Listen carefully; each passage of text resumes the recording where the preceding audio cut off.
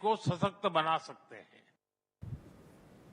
पश्चिम आशियामध्ये उद्भवलेल्या परिस्थितीच्या पार्श्वभूमीवर पंतप्रधान नरेंद्र मोदी यांनी काल बहरीनचे राजे अहमद बिन इसा अल खलिफा आणि सौदी अरेबियाचे युवराज आणि पंतप्रधान बिन सलमान अल सौद यांच्याशी चर्चा केली। यावेळेस पंतप्रधानांनी दोन्ही नेत्यांशी चर्चा केली आणि भारतीय समुदायाच्या सुरक्षिततेबद्दल दोन्ही देशांनी यावेळेस चर्चा केली। पश्चिम आशियामध्ये लवकरच शांतता आणि स्थैर्य पुनर्स्थापित होणं हे सर्वात महत्त्वाचं असल्याबाबत दोन्ही नेत्यांचं यावेळेस एकमत झालं। त्याचबरोबर जॉर्डनचे राजे अब्दुल्लाह द्वितीय यांच्याशी देखील पंतप्रधानांनी संवाद साधला। यावेळेस त्यांनी या प्रदेशातील बदलत्या परिस्थितीबद्दल तीव्र चिंताही व्यक्त केली। जॉर्डनच्या लोकांच्या शांतता, सुरक्षितता आणि कल्याणासाठी भारताचा पाठिंबा असल्याचं त्यांनी सांगितलं।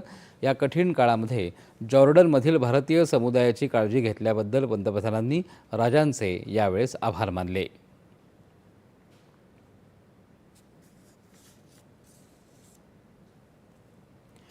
इराण तसंच इस्रायल आणि अमेरिकेच्या संयुक्त सैन्यानं पुन्हा एकदा